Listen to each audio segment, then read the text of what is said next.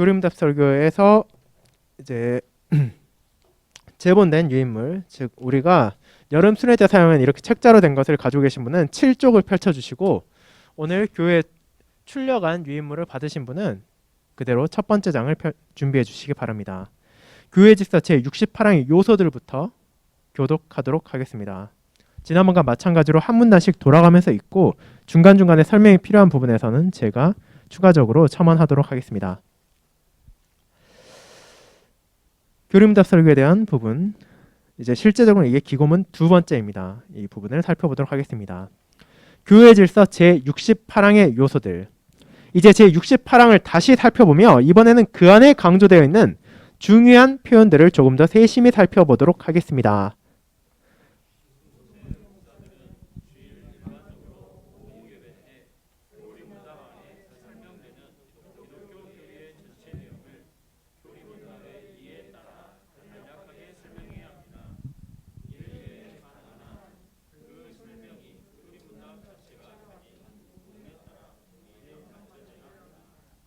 이제 몇 가지 중요한 표현들의 주의를 기울여 봅시다. 자, 이게 원래 돌트 교회 질서 제68항이었고 캐나다 교역교회 초창기에 가지고 있던 교회 질서의 68항의 내용이었습니다. 여기에서 돌트 교회 질서에서 추가된 부분은 이를 위해 가능한 한, 이 가능한 한이라는 부분이 1905년에 추가된 것뿐이었습니다. 이 표현들에 대해서는 이후에 함께 살펴볼 예정입니다. 자, 그런데 여기에서 우리 교회가 가지고 있는 교회 질서를 제가 먼저 낭독해 보도록 하겠습니다. 현재 한국개혁교회 교회 질서 제52조 2항이 이 부분을 다루고 있습니다. 이는 다음과 같습니다. 주일마다 두 예배 중 하나에서 목사는 정상적으로 차례에 따라 하이델베르 교리문답에 요약된 대로의 말씀을 설교해야 한다라는 것이 우리 교회 질서에 가지고 있는 이 부분입니다. 분명 약간의 차이가 있습니다. 어떤 부분이 차이가 있냐면은 여기에서는 이제 오후 예배 때 부분이 빠지고, 그리고 이제 일반적으로 하는 부분이 정상적으로 하는 표현으로 대체되었고, 제일 마지막 문장, 이를 위해 가능한 한 그 설명의 교림답 자체가 가진 구분에 따라 매년 맞춰져야 한다는 부분이 빠져 있습니다. 그리고 실제로 이것은 지금 캐나다 개혁교회가 가지고 있는 교회 질서와도 유사한 모습을 가지고 있습니다.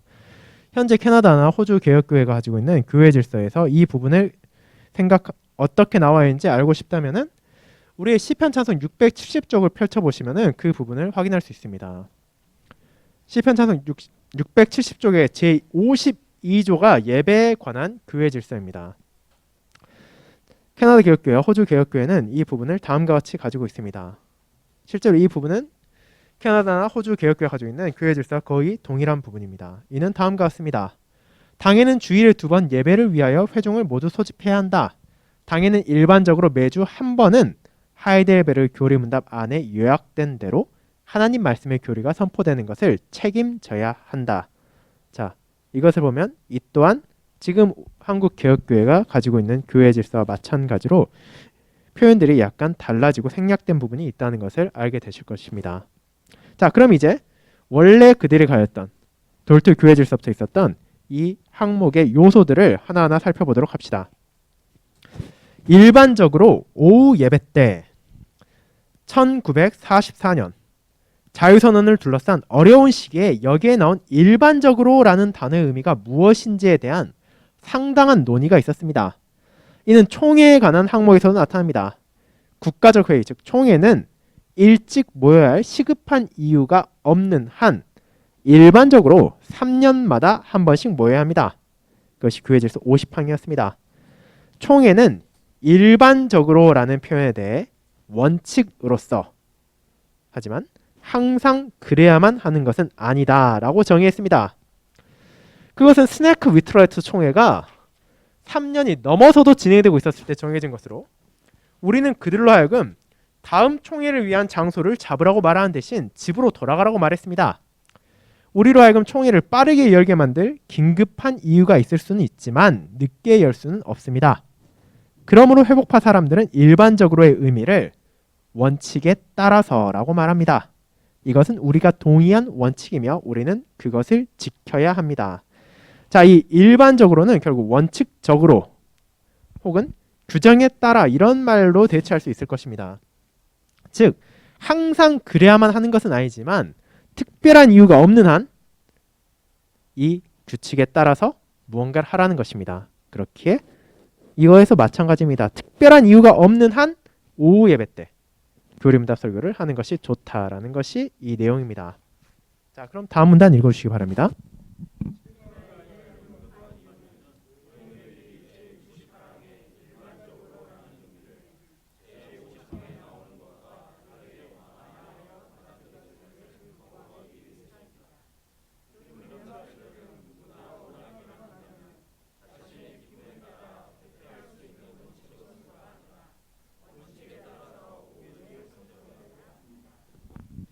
저는 예전에 오후 예배 특별한 성격에 대한 기고문을 작성한 적이 있으며 그 이유는 정확히 제 68항의 원칙 때문이었습니다.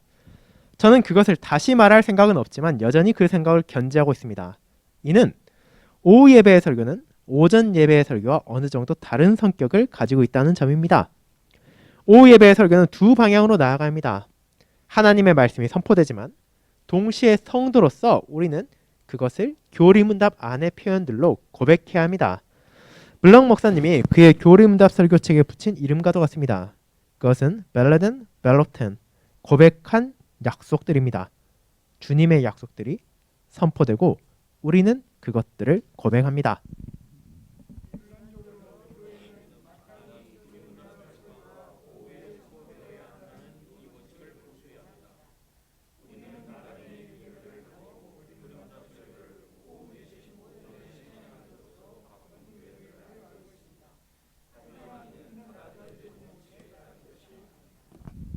자, 이것은 그 당시 돌트 교회 질서가 작성된 이유, 그리고 1960년대까지라 하더라도 이 교리문답 설교에 대한 기본적인 원칙이 오후에 설교하라는 것이었다는 것을 보여줍니다. 그것이 받아들여진 교회 질서였기 때문에 교회는 일반적으로 정말로 특별한 이유가 없지 않는 한 오후 예배 때 이 교리문답 설교를 해야 했습니다. 그런데 우리가 앞서 본 것처럼 한국 개혁교회 질서나 지금 캐나다나 호주 개혁교회 질서는 이 오후 예배 부분은 삭제되었습니다. 이제 교회들이 다시 원칙을 정하여서 이제는 원칙에 따라서는 이제 오후 예배로 꼭 규정하는 것이 아니라 오전 예배나 오후 예배 가운데 하나의 시간에 교리문답 설교를 하도록 정해진 것입니다. 그렇게 오늘날 특정한 개혁교회가 오전 예배 때 교리문답 설교를 한다 하더라도 그 교회가 속해 있는 교단에 정한 교회 질서에 어긋나지 않는다면 그것은 누군가가 틀렸다고 말할 수 있는 것은 아닐 것입니다. 자, 그럼 이제 두 번째 용어를 보도록 합시다. 늦게 시작된 교리반입니다. 이 문배에서 우리가 먼저 말해야 하는 것은 여러분이 잘 알고 있는 교리반이 등장한 것은 아주 늦은 시점이라는 사실입니다. 독자들은 어쩌면 그것이 19세기 중반이 되어서야 특정한 교회의 교리반이 현실화되었고 그 이전에는 존재하지 않았다는 것에 놀랄 수도 있습니다.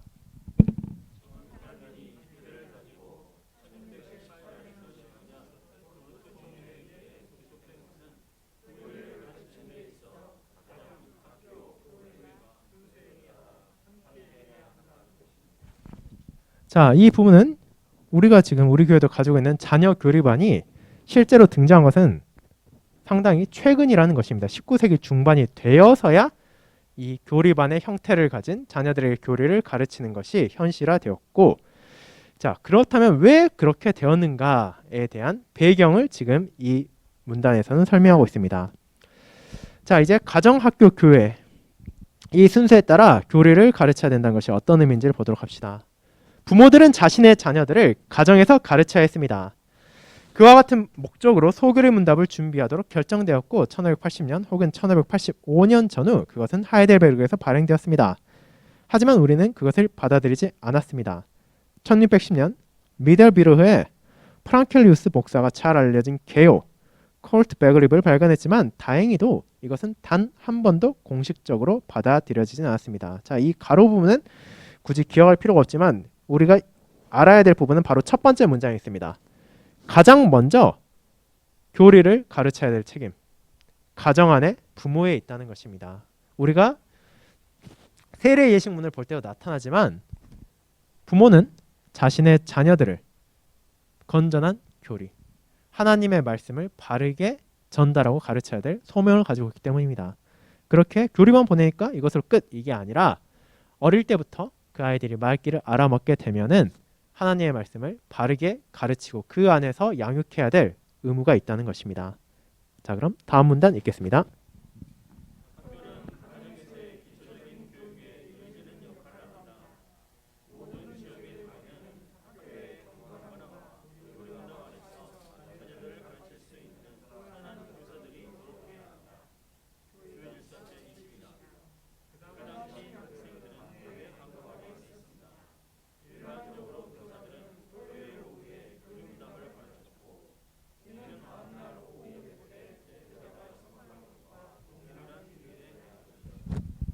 그러므로 교회는 오늘날 우리가 가진 특별한 교리반을 가지는 대신 주의로 어린 자녀와 장성한 신자들에게 교리문답으로 기독교 교리의 전체 내용을 가르쳤습니다. 자, 그러니까 왜 이 교리반이 19세기 중반이 되어서야 들어섰냐라고 물어본다면 그 이전에는 교회에서 교리반을 운영하는 것이 아니라 실제적으로 학교에서 그 교리를 가르쳤기 때문에 교회에서 교리반을 가지지 않았다는 것입니다.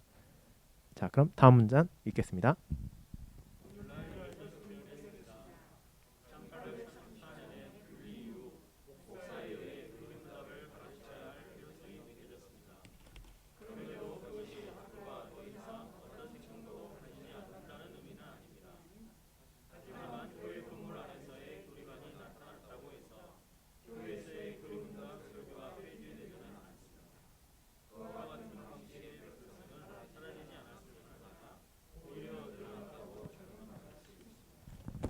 자, 그런데 이제 1834년 분리 이후에 이제 목사의 교리문답을 가르쳐야 될 필요성이 느껴졌다는 것을 우리는 보게 됩니다. 이 1834년 드콘 목사님을 분리를 이제 알게 되는데 왜 그러면 목사의 교리문답을 가르쳐야 될 필요성이 느껴졌느냐라고 한다면 당시 이 교리문답에 대한 이해 역시도 잘못된 방향으로 나아간 사람들이 있었기 때문입니다. 그리고 그것이 학교에서 자녀들에게 가르쳐지게 됐을 때 그 아이들이 그것을 믿고 그에 따라 자라가게 된다면 결국 이후에 그들이 성인이 되었을 때 바른 교리에 따라 살아가는 것이 아니라 하나님의 말씀을 잘못된 방향으로 이해하고 그에 따라 살아갈 수 있는 위험성이 있기에 목사가 직접 그 자녀들을 교리로 가르쳐야 될 필요성이 느껴졌다는 것입니다. 물론 그렇다고 해서 교리문답 설교가 폐지되어야 한다라는 것은 결코 아니라는 것을 이제 우리는 살펴볼 것입니다. 자, 이런 역사를 살펴보고 이제 다시 한번 제68항의 용어를 살펴보도록 하겠습니다. 간략하게 설명하는 기독교 교리의 전체 내용, 교리문답의 이해에 따라라는 부분입니다. 우리는 이와 같은 세 가지 중요한 표현들을 함께 살펴볼 것입니다. 왜냐하면 이것들이 교리문답 설교가 진정 어떠해야 하는지를 분명한 방식으로 묘사하고 있기 때문입니다.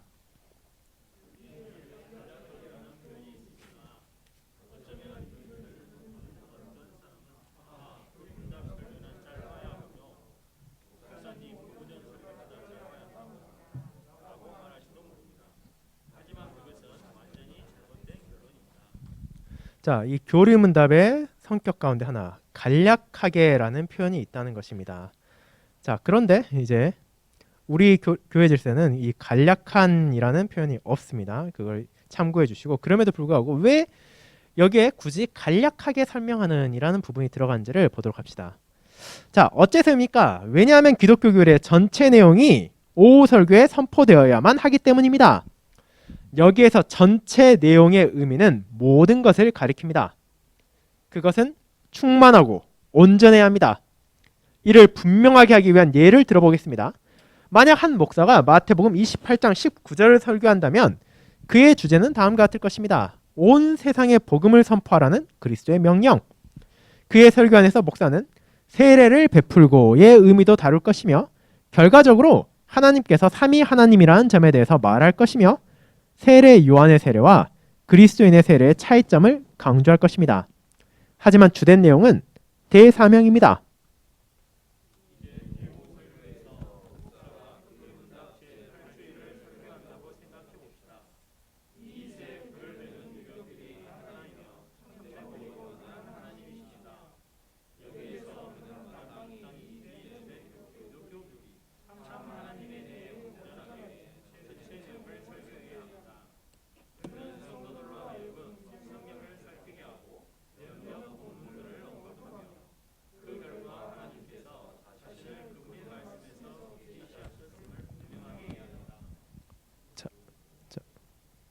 자, 이렇게 이제 본문 설교와 교리문답 설교의 차이점이 있다는 것을 보여줍니다. 이제 동일하게 삼위 하나님에 대해 말하고 있지만 목사가 오전 설교에 마태복음 28장 19절을 본문으로 해서 설교를 할 때와 교리문답 제8주일을 통해 이 삼위 하나님에 대해 말하는 것은 다른 방식으로 전개될 것임을 알려주는 것입니다. 자, 그럼 이제 다음 내용을 보도록 합시다. 다시 한번 그것은 마땅히 우리에게 이 전체 내용, 즉 풍성함, 온전함이 교리문답 안에서 발견되는 것이 아님을 명확하게 해야 합니다. 그것은 불가능합니다. 그렇게 하려면 교리문답이 성경 그 자체와 마찬가지로 두꺼워지게 될 것입니다. 그러므로 교회 질서 제68항은 이 전체 내용이 교리문답의 이해에 따라야 한다고 말합니다. 다르게 말하자면 교리문답은 오직 그것이 말하는 풍성한 기독교 교리의 뼈대만을 제공한다는 것입니다. 목사는 그것의 풍성함을 위해 자신의 양떼를 성경 그 자체의 푸른 초장으로 인도해야 합니다. 하지만 그는 이 과업을 교리문답을 안내서로 사용해서 해야 합니다. 왜 그렇습니까? 간단히 말하자면 우리는 교회로서 우리의 고백서가 성경이 마땅히 이해되어야 하는 방식이라는 것에 동의하고 있기 때문입니다. 여호와의 증인이나 자유주의자들의 방식에 따르는 것이 아니라 개혁교회의 성도로서 초대교회의 보편신주의 동의에 따라 우리는 이를 행합니다.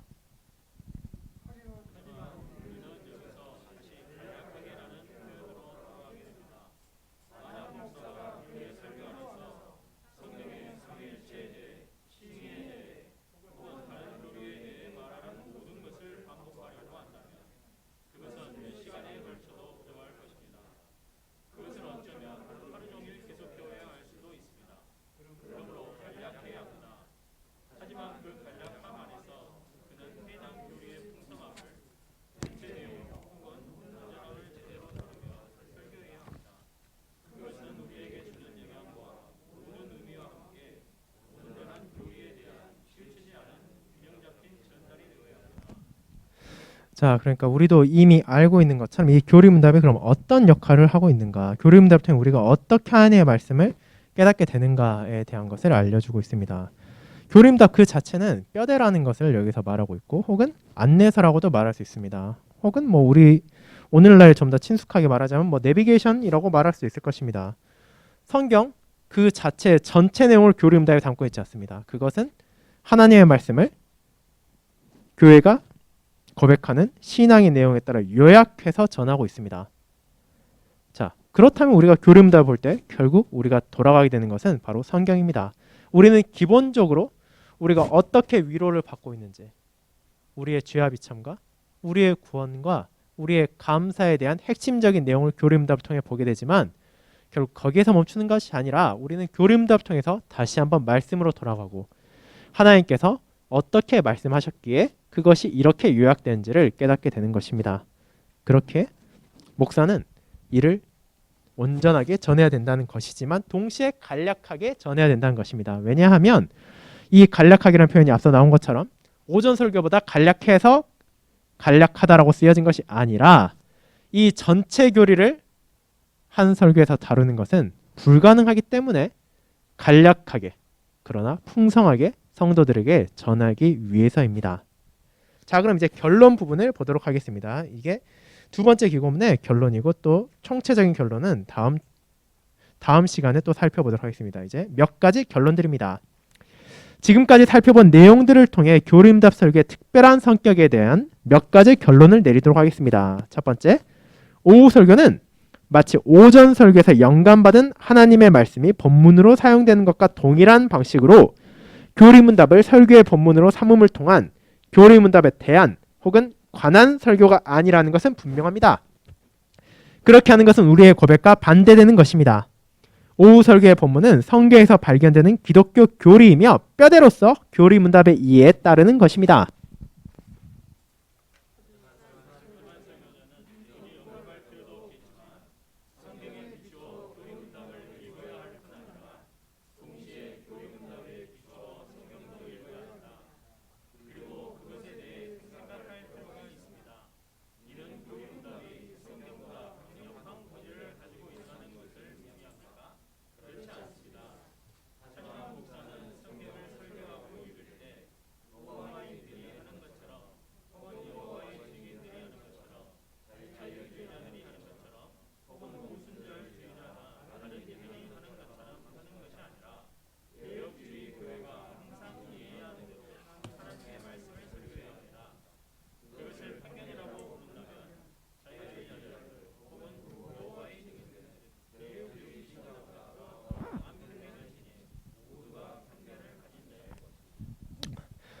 자, 그러니까 이 1번, 2번의 결론 부분은 결국 우리가 교림답을 어떻게 설교하고 어떻게 받아들여야 하는가에 대한 부분입니다. 교림답 설교라는 것은 결국 교림답 그 자체에 집중해서 한다기보다는 이 교림답이 결국 하나님의 말씀, 즉 성경에서 나타난 것을 요약하여 우리에게 전해준다는 것을 알려주는 것이며, 또 그를 통해 성도들이 교림답을 통해 또 성경으로 나아갈 수 있도록 인도해야 된다는 것이며, 동시에 그렇다고 해서 교림답이 성경보다 더 강력한 권위를 가지고 있냐라고 하면 절대 그렇지 않다는 것을 알려줍니다.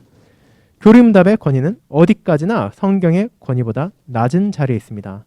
오직 하나님의 말씀만이 진리이고 사람이 기록한 부분은 언제라도 오류가 존재할 수 있기 때문입니다. 그럼에도 이것이 우리가 고백한 신앙이고 받아들이고 있는 믿음이기에 이 교림답을 통해 우리는 성경을 바라봅니다. 자, 그렇다면 3번을 보도록 합시다. 성경은 설교자가 아니라 교회에 속해 있습니다. 그가, 즉 이건 목사 설교자를 말하는 것입니다. 설교자가 스스로 어떤 의미로든 치우치게 되는 선택에 따라 정한 본문들을 여기저기 설교하는 것으로는 충분하지 않습니다. 그는 하나님의 말씀의 풍성함을 설교해야 합니다. 제68항은 그로 하여금 어쩌면 그가 스스로는 절대 고르지 않을 성경의 여러 부분을 설교하도록 만듭니다. 50%는 그가 자신의 본문을 택할 것이지만 나머지 50%에서 그는 묶여 있습니다. 그리고 모든 목사들은 이와 같은 제약에 대해 기뻐해야 마땅합니다. 자, 여기서 말하는 것은 무엇입니까? 여러분도 설교 혹은 제1주일에 대한 교리문답 부분에서 종종 들었을 수도 있지만, 성경이 설교자가 아닌 교회에 속해 있다는 것, 그리고 그것을 풍성하게 설교해야 된다는 것은 결국 목회자로 하여금 그의 개인적인 부족함 혹은 취향이나 편향성에서 벗어나게 해야 된다는 것입니다. 그저 목사에게 모든 것을 맡기고 모든 성경의 하나님의 말씀들을 적절하게 잘 전달해 주십시오 라고 말할 수 있겠지만 그것으로는 부족하다는 것입니다. 왜냐하면 어떤 사람이라 하더라도, 결국 어떤 목사라 하더라도 보다 마음에 드는 본문이 있을 것이고, 혹은 선호하는 본문이 있을 수도 있고, 혹은 기피하고자 하는 본문이 있을 수 있기 때문입니다. 특정한 목사가 예를 들어 회개에 대한 부분을 설교하기 꺼려한다면 그는 자신의 설교 선택에 있어서 그 본문을 계속해서 피할 수 있습니다. 왜냐하면 그것을 피하고도 충분히 그의 평생에 걸쳐 설교할 만큼 풍성한 내용들이 성경 안에 있기 때문입니다. 반대로 구원 혹은 하나님의 저주, 하나님의 공의와 같은 부분, 수많은 부분들이 목사 개인의 부족함으로 인해 제대로 전파되지 않을 수 있습니다. 그렇기 때문에 교리문답을 순서대로 계속해서 선포하게 한다는 것은 그런 편향성을 극복하고 목사로 하여금 자신이 원하지 않는 부분이라 하더라도 그것을 바르게 이해하고 또 성도들에게 전하도록 할 뿐 아니라 성도들 역시 그것을 들음으로 하나님의 말씀을 기울어지지 않고 순수한 복음 설교 안에서 전해 듣도록 한다는 것입니다. 4번 읽겠습니다. 이제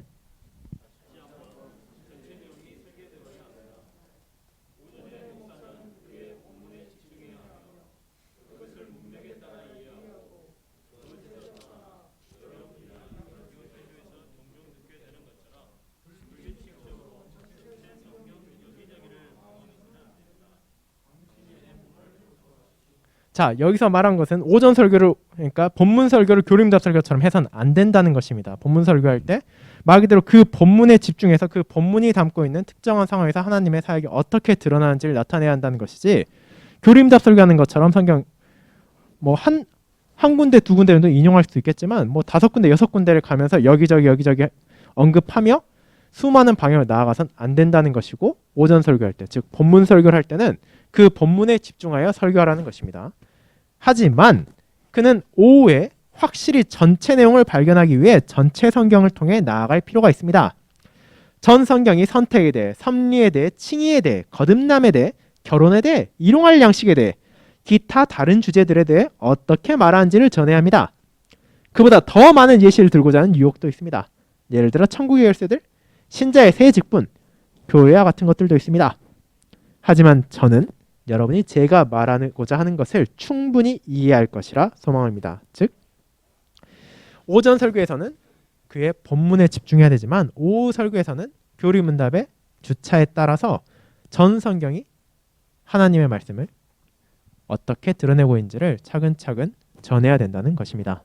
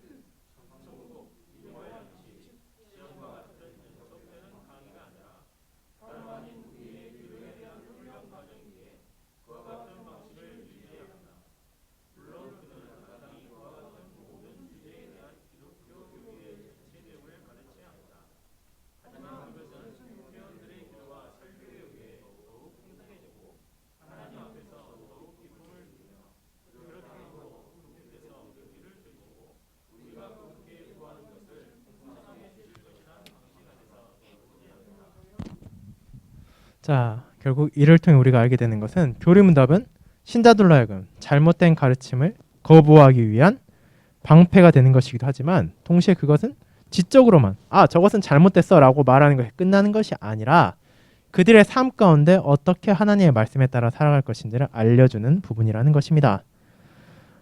가장 최근에 우리가 제33절을 살핀 것처럼 우리가 참된 회개, 참된 회심을 고백하는 것은 그저 지적으로 회개란 이것이구나, 회심이란 이런 것이구나 라고 깨닫는 것을 넘어서 나의 삶 가운데 그럼 어떻게 우리가 그리스도의 은혜를 통해 회개하고 살아갈 것인가, 회심하며 살아갈 것인가 라는 것을 깨닫게 한 것처럼 다른 교리문답들 또한 예를 들어 이제 우리가 살피고 있는 제3부 우리의 감사 부분에 있어서 하나님께서 언약 10가지 말씀을 통해 우리를 어떻게 인도하시는가, 우리가 어떻게 기도하도록 훈련시키시는가 라는 부분들을 고백하고 실제 삶 가운데 정말 기쁨으로 이것을 따라 살아가야 된다는 것을 보여준다는 것입니다. 그렇게 교리문답은 단순히 이론적인 것이 아니라 동시에 정말로 실천적이며 우리의 삶에 있어서 함께 나타나야 되는 것임을 이 기고문을 통해 함께 살펴보았습니다.